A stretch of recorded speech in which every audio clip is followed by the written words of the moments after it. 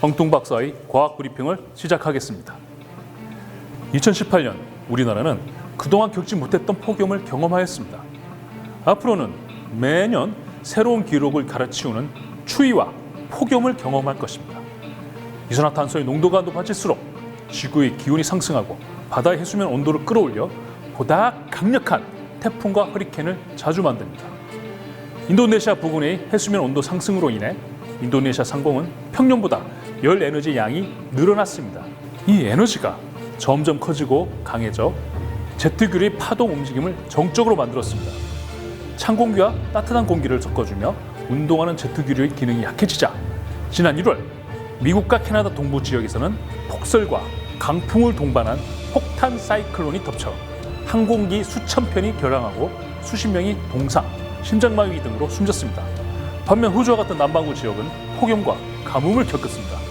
시드니 낮 최고 온도는 79년 만에 가장 높은 47도씨까지 올라갔습니다. 같은 시기 북반구와 남반구 온도차가 100도씨 가까이 벌어지는 극한의 기후가 나타나고 있습니다. 미국 오바마 정부 백악관에서 과학기술정책실장을 지냈던 존 헐드런 하버드대 환경과학 정책학과 교수는 지난 2007년부터 지구온난화란 용어 대신 지구기후붕괴라는 용어를 써야 한다고 주장하고 있습니다. 오늘날 기후변화는 과거보다 예측하기 어렵고 인간이 적응하기 어려운 속도로 일어나고 있기 때문입니다.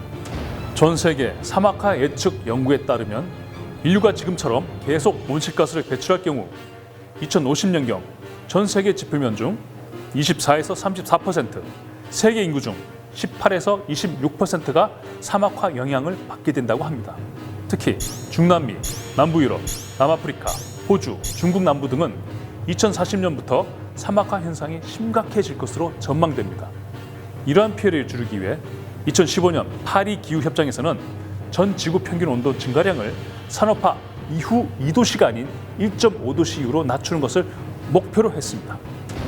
파리 협정의 목표를 달성한다면 지표 건조화로 인한 사막화 정도는 약 13%가량 줄어들 수 있지만 지금처럼 지구 온난화가 계속 진행될 경우 위험성은 크게 증가될 것입니다.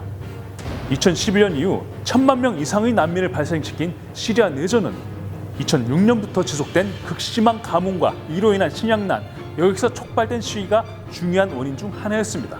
이와 같이 가뭄, 홍수 등 기후변화로 인한 자연재해가 불러오는 식수난, 식량난은 국가 안보까지 위협할 수 있습니다. 온난화로 북극 빙하가 녹고 바닷물 부피가 커지면서 해수면이 올라가는 문제는 국가 존립, 주민 생존과 직결됩니다. 평균 해발 고도가 2.2m에 불과한 남태평양 도서국가 투발루는 해수면 상승으로 고통받는 대표적인 나라입니다. 지대가 낮아 폭풍과 해일에 취약한 이 나라는 해수면이 매년 5mm씩 올라가 2060년쯤에는 섬 9개가 모두 물에 잠길 것으로 전망됩니다. 투발루와 인접한 키리바시, 나우루, 인도양의 몰디브 역시 국토 수몰 위험에 직면하고 있습니다. 한국환경정책평가연구원에 따르면 우리나라도 지구 변화가 지금과 같은 추세로 진행된다면 2100년까지 한반도 연안의 해수면은 1.36m 상승하고 남한 국토 면적의 4.1%에 해당하는 4149.3제곱킬로미터가 해수 침수 피해를 보게 될 것이라고 경고합니다. 이로 인한 경제적 피해는 토지와 주택 침수 피해, 주민 이주 비용, 경제활동 손실 등으로 2100년까지 286조 원의 피해가 발생할 것으로 추산했습니다. 기후변화를 과연 인간이 촉발한 것인가를 두고 그동안 논쟁이 있었지만 2014년 유엔산하 기후변화에 관한 정부 간 협의체 IPCC가 발표한 제5차 기후변화 평가 보고서에는 기후변화의 주된 원인이 인간이라는 사실은 95% 확실하다고 명시해 논란을 사실상 종결시켰습니다. 기후과학자들이 말하는 것처럼 OECD 국가는 2030년까지, 그 외 국가들은 적어도 2050년까지 석탄 발전을 지구상에서 퇴출하고 가능한 빨리 100% 재생에너지 전환을 이루어야 합니다. 그때까지 우리 개개인은 조금이라도 이산화탄소 배출을 줄이기 위해 어떠한 노력을 해야 할까요? 겨울철 실내 온도 1도 낮추기, 쓰지 않는 전자제품 및 플러그 뽑기, 대중교통 이용하기, 일회용 컵 대신 머그컵이나 텀블러 쓰기, 4층 이하는 계단 이용, 비닐봉지, 빨대, 종이컵 등 일회용품 사용 주기를 실천한다면 46% 가까이 이산화탄소 배출량을 줄일 수 있습니다. 우리가 이러한 실천조차 하지 않는다면 머지않아 그저 기적만 기다리는 시간이 올지도 모릅니다. 지금까지 엉뚱박사의 과학 브리핑이었습니다.